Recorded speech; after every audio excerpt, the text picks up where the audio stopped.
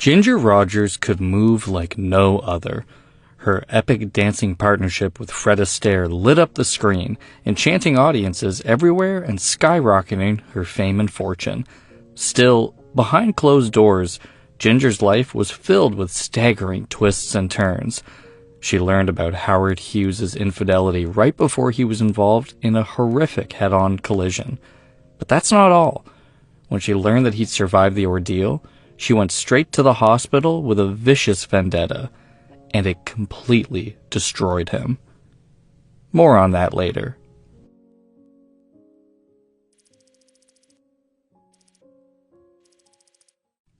Ginger Rogers came into the world on July 16, 1911. Leela Rogers was so ecstatic to have a healthy baby girl in lieu of losing her previous baby, and Virginia, Ginger for short, quickly became her pride and joy. Although Ginger entertained the idea of becoming a school teacher, her mother's career in the entertainment industry pretty much cemented her fate. One day, while waiting for her mother at the Majestic Theater, she watched from the sidelines as the performers shined on stage. Absolutely enthralled, Ginger took to dancing and singing along with them, twirling behind the curtains and dancing in the shadows. Vaudeville had Ginger Rogers in its sight line, and with her dancing expertise, she was poised at the ready. At the age of 14, she absolutely dominated a Charleston dance competition, and the prize helped catapult her straight to center stage. She started her very own touring act, Ginger Rogers and the Redheads. It wasn't long, however, before a handsome face turned her head. When she was only 17, Ginger Rogers took a chance and married performing Renaissance man Jack Pepper. Only she'd met him when she was but a child. In fact, there was a scandalous twist. Pepper was actually her cousin's ex-boyfriend. She must have had her eye on him because once she was old enough, she happily swooped in. Together, these newlyweds formed a duo and dubbed themselves Ginger and Pepper. But as snappy and arguably perfect as their stage name was, their marriage barely made it out of the gates. Within 10 months, it was all over for Ginger and Pepper. Once again, Ginger was a free agent, and with her youth in hand and a career headed straight for Hollywood, this burgeoning starlet danced straight into uncharted territory. Ginger's rise to fame wasn't some long, drawn-out struggle. After her marriage failed, she joined her mother on tour and landed smack dab in the middle of New York City, where she stayed to make her mark. She began singing on the radio, but it wasn't long before she achieved one of her greatest dreams, a role on Broadway. And that wasn't even the best part. In 1929, Ginger's stunning performance in Broadway's Top Speed didn't go unnoticed. After only 2 weeks of performing, she got a part in yet another Broadway production, Girl Crazy. Her good fortune was off the charts, and it was all happening at once. Not only that, but there was something extra special about this play. While on set, Ginger met the man that would change her life forever. One of entertainment's greatest dancers, Fred Astaire, worked on the set of Girl Crazy. Unsurprisingly, he assisted with the choreography, and this is wherein he and Ginger made their first introduction. It's interesting to imagine these two icons just passing each other on set, unaware of their glowing future together. After all, Ginger Rogers and Fred Astaire were a match made in heaven. Girl Crazy changed everything. In the blink of an eye, Ginger Rogers was an overnight sensation. The world was her oyster, and as such, there was only one place left to conquer: Hollywood. But when it came to studio contracts, finding the right fit proved much harder than it seemed. It was only when Ginger signed with RKO Studios that her film career finally took off. And there's a reason for that. Ginger Rogers' first film with RKO was Flying Down to Rio, and her co-star? None other than Fred Astaire. Right from the get-go, it was clear that Ginger and Astaire had unprecedented chemistry. The way they moved together on stage was so effortless, so fluid, that the duo seemed made to dance with one another. But behind the scenes, their relationship wasn't always smooth sailing. Astaire was known for his unwavering work ethic. The rehearsal schedules he insisted upon were notoriously brutal. But despite her own busy agenda and overwhelming stress, Ginger Rogers always showed up with her head held high, ready to work. She rarely wavered under the strain of her partner's strict demands and handled pressure with absolute grace. The strength of a Ginger Rogers and Fred Astaire number came down to their supreme acting chops. Whether they were having a fantastic time or not, we'll never know. No matter what, they always appeared to be having the time of their lives. They conveyed humor and comfortability in spades, and played off one another perfectly. It was a balancing act, and they mastered it. Because of their seamless dance numbers, audiences, and even some of their peers, began to believe that the two of them were more than co-workers. Everyone suspected that a romance was brewing behind closed doors. And the rumors didn't end there. Some whispers ran in the opposite direction, claiming that instead of lovers, they were actually enemies. Howard Hughes was a notorious womanizer, but in the summer of 1936, he focused all of his attention on Ginger. Hughes's untimely proposal came right on the heels of her wildly successful film, Swing Time. From behind the camera, director George Stevens couldn't keep his eyes off his lead actress. He was mesmerized by Ginger Rogers. Throughout filming, Ginger Rogers and George Stevens began a clandestine relationship. It was a righteous mess, but they managed to carry out a romance for the next 3 years. Still, when their spark inevitably fizzled out, her old beau stepped out from the shadows. Howard Hughes never forgot about his deep attraction to Ginger, but after her rejection, he wasn't one to sit around and wallow. In the interim, he'd gone on to woo the likes of Audrey Hepburn and Bette Davis. He'd even flown around the world. And then, just as she became available, he darted back into her life. By 1940, Howard Hughes had wiggled his way into Ginger's bubble and was quickly making himself at home. He finally had an attorney take care of her pesky divorce, and once the ties were officially severed, he made his move.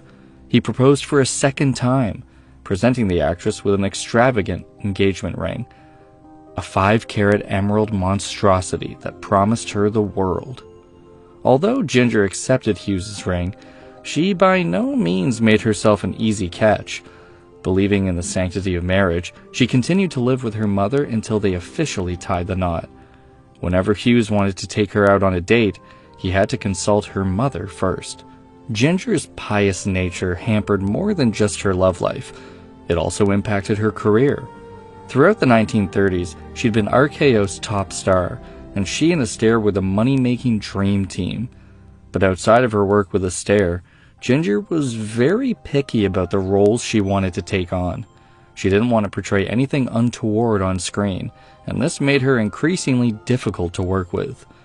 Ginger's saintly attitude almost lost her her most impressive role to date. The film was Kitty Foyle, an adaptation of a renowned novel whose subject matter made Ginger's blood boil. It was about a young woman who found herself pregnant and opted for an abortion. When the studio came to her with the role in mind, she couldn't believe it. While flipping through the novel on her way to dinner with Hughes, Ginger's eyes widened in shock as she read through some of its outrageous, scandalous passages. In addition to the abortion content, there were also some explicit love scenes.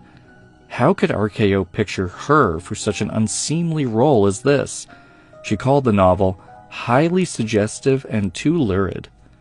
At first, Ginger's relationship seemed like it was headed straight for a happily ever after. When Howard Hughes invited Ginger Rogers up to his place, she was instantly wowed by the grandeur of Hughes's property. He spared no expense and purchased a whopping 138 acres. Hughes truly won her heart with the awe-inspiring view of Lake Hollywood. But that wasn't all. He also promised to build her a mansion. With grand gestures like this, the hard-won Ginger couldn't help but feel more than a little spoiled. She later remembered, "He knew I loved a view, so he thought that would be very appealing to me." And to some extent, it was. As Hughes became more and more paranoid, Ginger began to worry that he was having her followed. And that wasn't all. She was also convinced that her phones were tapped. And the scary part was, she was probably right. Hughes had some serious control issues, and the lengths he went to keep tabs on his girlfriends were downright terrifying. Later on, Hughes was found guilty of hiring a network of spies to follow his many women. There's a good chance that Ginger was one of his many victims. Even so, that wasn't the biggest red flag. Howard Hughes' biggest transgression ruined everything. He made the foolish mistake of trying to wedge himself between Ginger and her mother. In 1940, Ginger's turbulent relationship with Hughes came to a head. One day, fed up with his irrational behavior, Ginger refused to accompany him to his dentist appointment. The very same evening, screenwriter Alden Nash phoned her with some scandalous news. He confessed to having spotted Hughes's car parked outside another actress's home on multiple occasions. The sting of betrayal was too real. Of course, when Hughes called Ginger the very next day looking for her company, an incensed Ginger bluntly declined. Enough was enough. She was finally over Howard Hughes. But a little while later, she received another phone call. Only this time, Howard Hughes had been in a terrible accident. While driving to that infamous dentist appointment, Howard Hughes suffered a head-on collision. Ginger rushed to the hospital. When Hughes came into view, she knew the damage was severe. His entire head was covered in bandages, with 70 stitches across his face and eye. Hughes decided to blame his accident on Ginger Rogers. He claimed that her refusal to keep him company incited his fury, making him drive straight into oncoming traffic. But if Hughes hoped to arouse a reaction, he was sorely disappointed. Ginger saw right through this act. Instead of taking the bait, Ginger changed the subject. When she addressed his cheating, he didn't even have time to formulate an answer. Without saying another word, Ginger produced a box that contained all of the jewelry Hughes had ever bought for her, the emerald engagement ring included. Although Ginger didn't get to relish in Hughes's millions, she certainly won her fair share of success. In 1941, Ginger's decision to stick with the role of Kitty Foyle paid off in the best possible way. The film not only revealed her range as an actress, but it also snagged her an Academy Award nomination for Best Actress, and then she brought home the gold. The 40s were a glorious time for Ginger's career, and the great roles just kept coming. Unlike many tragic starlets of her time, Ginger Rogers was surprisingly ambivalent towards substance use and drinking. She didn't even smoke. In fact, Ginger was a downright health god. She played tennis twice a week and kept a balanced diet. As stressful as her career may have seemed, she never strayed from the straight and narrow. But where did her resolution come from? Ginger Rogers was a die-hard Christian Scientist, and it all stemmed from one harrowing experience from her childhood. After World War I, Ginger's stepfather returned home with damaged lungs. In fact, on one occasion, he came so close to death, and the family had to prepare for the worst. Little Ginger prayed with all of her might for his recovery. Because of her faith, Ginger Rogers refused to seek treatment for any ailment. A visit to the doctor or the hospital was simply out of the question. But there was one glaring problem with this. She had an illness that very few people even knew about. Ginger Rogers was a diabetic. By 1995, after spending a lifetime resisting treatment for her diabetes, Ginger Rogers passed on at the age of 83. But when it comes to the cause of her death, there are some conflicting theories. While most sources state that she died of natural causes, others believe that a diabetic coma initiated her rapid decline. In the end, one thing was certain: the world had lost an absolute icon. Ginger Rogers' talent, resilience, and work ethic made her one of the greatest stars of Hollywood's golden age. Cartoonist Bob Thaves truly said it best: Sure, he was great, but don't forget Ginger Rogers did everything he did, backwards and in high heels. If you enjoyed this Factinate video, give it a thumbs up and subscribe for more incredible stories. Your support means everything to us. Want a say in who we cover next? Join our membership program through the link in the description for exclusive perks, and check out the videos on screen for more amazing Factinate stories.